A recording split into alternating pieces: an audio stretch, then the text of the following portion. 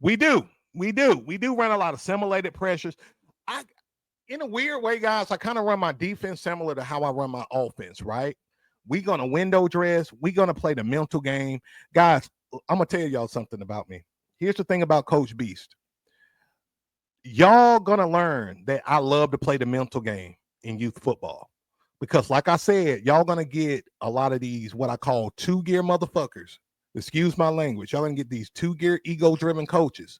When I say two-gear guys, that just means like they just they only think one way, right? Forward and backwards. That's the only way they think. Two-gear.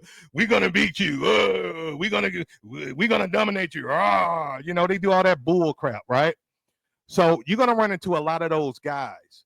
And usually, I hate to say this, and it's not about these kids, but these kids usually begin to pick up the spirit and the attitude of their coach, right? And before you know it, you know, they're gonna play with ego. But then when you start stripping that ego away, and that kid realized that, man, I keep getting double teamed, or man, I can't guard this kid, he's too strong. Why this kid keep blindsiding me? Why they sending so much pressure in the middle? Why, why? And then the kid, guess what? You're taking their soul. You're taking their soul. Then Miss Reaper comes in here, right? Miss Reaper comes. And now their soul's being taken, their hope is being left. And now you're starting to see the kids on the other team get frustrated. They may start doing dirty plays. They may start being emotional and just start playing out of character. Kid may start crying or throw his helmet down and run to the sideline. Like, I've seen it all, right? Like, you start taking that kid's soul, you got him. If you wait, hey, I'm going to tell y'all something. I'm finna give y'all a tip that's going to change everything for you. All right. Y'all ready for it? If you win the mental game, you're going to win the game. If you win the mental game, in the voice of Charles Barkley, I guarantee, right? You're going to win that game. You just have to make sure they don't take your guys out of the mental game. Y'all got me? So, y'all guys are funny in the comments, man. Coach Nelson said, forward and backwards. Forward and back. Hell yeah. These two gear, y'all gonna get familiar with me saying that. Two gear. Y'all gonna run into a lot of coaches who are two gear. They only think forward and backwards. They don't think strategic. They're extremely reactionary. And once you take their ego, strip them of their ego, they ain't got crap. Now they coming up with crazy excuses of why they lost or why they getting beat. See it all the time. Happen to me all the time.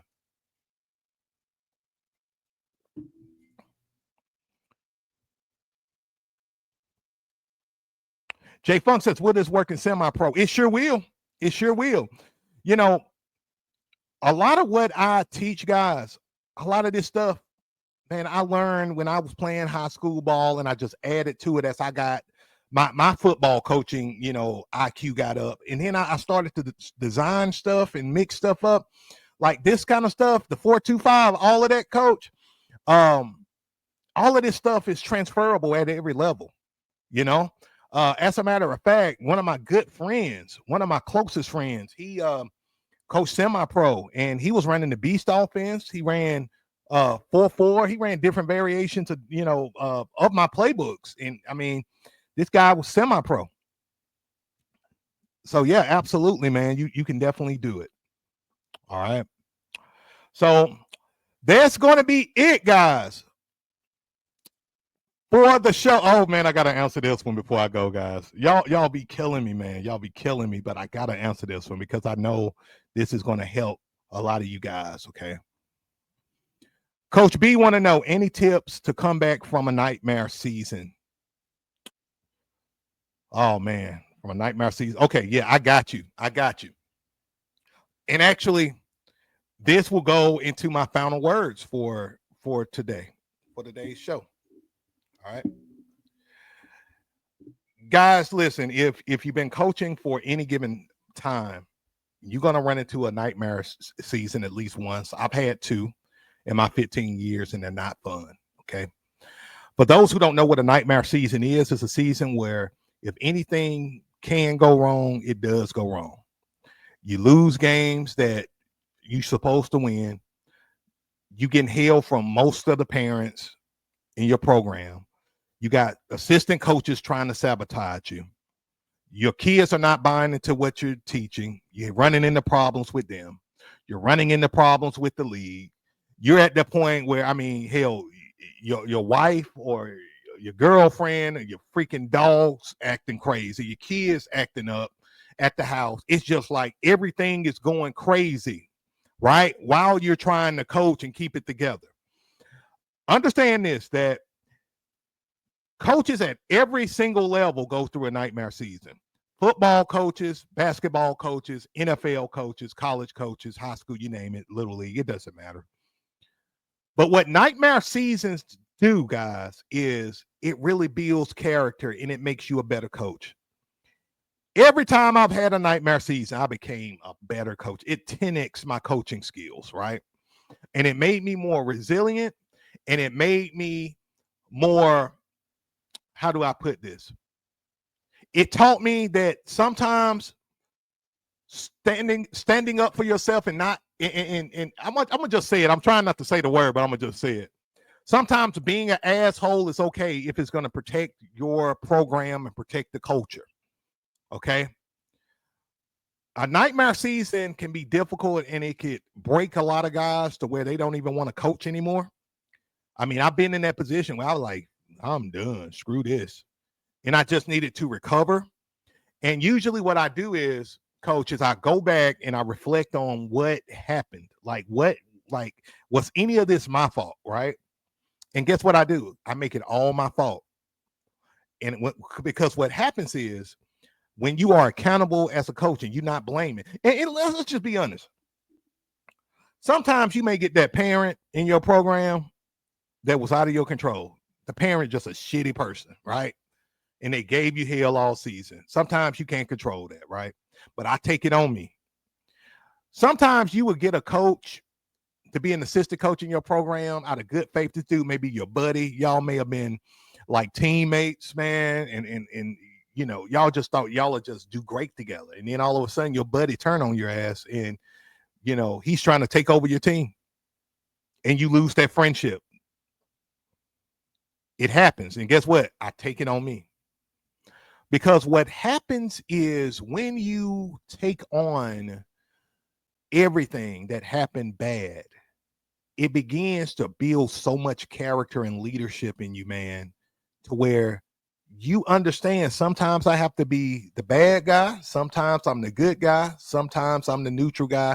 But what I'm not going to allow happen is the bullshit that happened the year before. And you get better as a leader. And you don't take and deal with all the bullshit that comes with people. Especially in 2025, guys. Look, I first started coaching youth football in 2007. And I'm here to tell you, 2025 is harder to coach than it was in 2007. The parents are more entitled. The parents, you know, they so sucked into social media and they see little league kids getting NIL deals and they think their kid going to get an NIL deal. And you got parents who think, you know, oh, my kid got talent. And so, you know, they see it as a money grab. Like, I need to record as much as I can and put it on the internet so my kid can get found so I can get a 6-figure deal. Like people are freaking scandalous, y'all. And all you may want to do is coach and make an impact and make youth football great again. But what that mama or that dad may want to do is have their 9-year-old kid go viral on social media so he can get an NIL deal. And so they looking at you just as a pawn in the whole thing. And they'll give you hell if they don't have their way, because they want their kid to be seen as the next, Gronk, young Gronk, or the next quarterback, or the next whatever, right? So understand that when people come to your program, especially guys, if you don't have all your systems together that filters these people out, you're going to attract a lot of people who got bad motives and they want to really sabotage your program. That's why I say you got to always have rules in place and things in place day one to let these parents know what you're going to tolerate, what you're not going to tolerate. And if they don't agree with it, they can take their ass to another program. Okay. You have to be that program. You got to have the standard. You got to be the standard. And guess what? Everybody's not going to live up to the standard, because the standard is the standard, regardless. The standard is the standard. I don't care if the mayor's son is on the team, right? I don't care if the president of the United States' son is on the team. He got to live up to the standard of your program and what you said in your culture, period.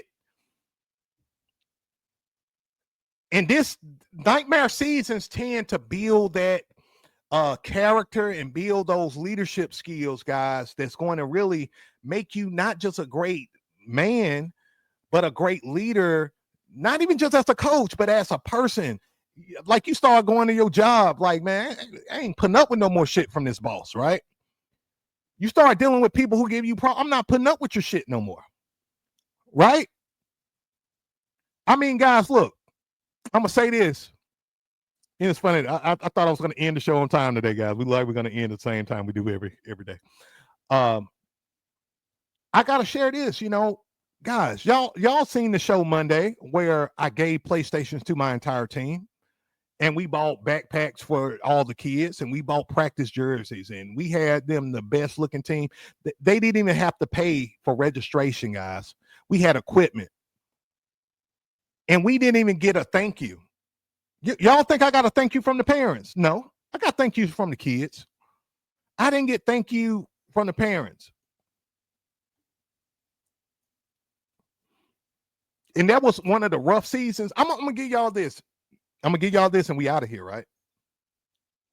The best seasons I ever had as a youth football coach are the seasons where all the parents paid, the parents got the equipment themselves, and the parents were invested. The worst seasons I ever had is when I did free registration, scholarships for all the kids, helmets for all the kids, shoulder pads for all the kids, all the coaches dripped out. Me saying, hey, oh, you got to work. That's fine. That's okay. No. My best seasons, freaking hands down, has been when I held everybody accountable. And I said, look, registration fee, $100, equipment, go to your local Dix or Academy Sports or go to Super Sport, go and get, the helmet. You get the helmet, $65, and then the parents say, oh, that's expensive. That's $300 plus the registration. Hell yeah, you want your kid to play, right? If you want your kid to play, that's the requirement. Instead of us putting up, oh, don't worry about it. We'll cover them. It's all right. I mean, guys, I gave away PlayStations to the team, and literally 3-4 years later, I had kids and parents coming on the team say, hey, Coach Bees, are we going to get a PlayStation at the end of the year? What? I did that 4 years ago. What? My point is, don't be a pushover for nobody. Don't take shit from nobody. You are a man. And if there's any women who are coaches watching this, you a grown-ass woman, right?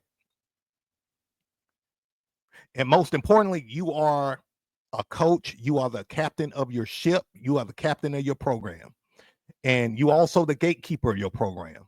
Don't let nobody, disrespect you, undermine you, try to betray you. Get their ass out of your program as fast as you can. And you're going to be good for it, coach. You're going to be good for it.